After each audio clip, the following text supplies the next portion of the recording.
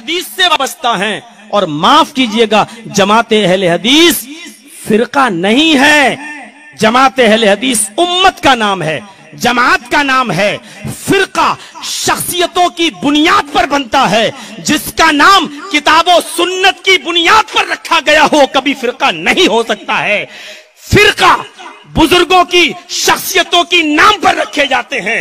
ہم ابو حنیفہ کے نام پر حنفی فرقہ بنا سکتے ہیں، امام شافعی کے نام پر ہم شافعی فرقہ بنا سکتے ہیں۔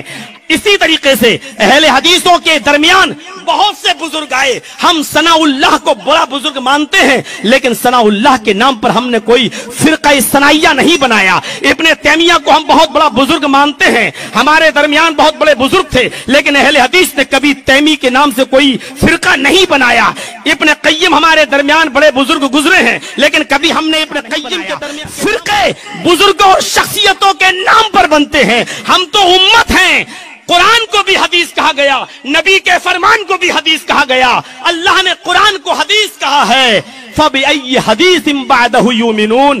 لوگو، ہم نے جو حدیث اتاری ہے نہیں قرآن، اس حدیث کے بعد تم کس کتاب پر ایمان لاؤ گے؟ اللہ نے قرآن کو حدیث کہا ہے، اللہ کے نبی نے اپنے خطبے میں کہا ہے فَإِنَّ خَيْرَ الْحَدِيثِ كِتَابُ اللَّهِ۔ سب سے بہترین حدیث اللہ کی کتاب یعنی قرآن ہے۔ قرآن بھی حدیث ہے، نبی کا فرمان بھی حدیث ہے۔ اہل حدیث کا مطلب قرآن اور حدیث کو ماننے والا، قرآن و حدیث کو ماننے والا امت ہوتا ہے، فرقہ نہیں ہوتا ہے۔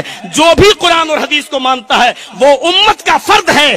اگر ایک حنفی قرآن و حدیث کو مانتا ہے تو وہ بھی اہل حدیث ہے، ایک شافعی اگر قرآن و حدیث کو مانتا ہے تو وہ بھی اہل حدیث ہے، ایک بریلوی اگر قرآن و حدیث کو مانتا ہے تو وہ بھی اہل حدیث ہے۔ اہل حدیث نہیں ہے کہ وہ صرف وہ اور اس کے چاہنے والے اور ماننے والے اپنے آپ کو اہل حدیث کہیں۔ اہل حدیث امت کا نام ہے، اہل حدیث فرقے کا نام نہیں ہے۔ فرقہ بستیوں اور بزرگوں اور شخصیتوں کے نام پر بنتا ہے، امت کتاب و سنت کی بنیاد پر بنتی ہے۔ اہل حدیث کو کبھی فرقہ کہنے کی کوشش نہ کیجئے میرے بھائیوں، بلکہ اہل حدیث بننے کی کوشش کیجئے، یعنی شخصیت پرستی سے نکل کر اور ذات برادری سے نکل کر، شہریت سے نکل کر، ضلع سے نکل کر ہمیں اور آپ کو یہ چاہیے کہ کتاب و سنت کی طرف ہم اپنے آپ کو منسوب کریں، کیونکہ انسان ہونے کے اعتبار سے سب سے خطائیں ہوئی ہیں۔ معصوم عن الخطا اگر کوئی تھے تو وہ صرف جناب محمد رسول اللہ صلی اللہ علیہ وسلم تھے۔ مجھے کوئی تنقید نہیں کرنا ہے، ایک چھوٹی سی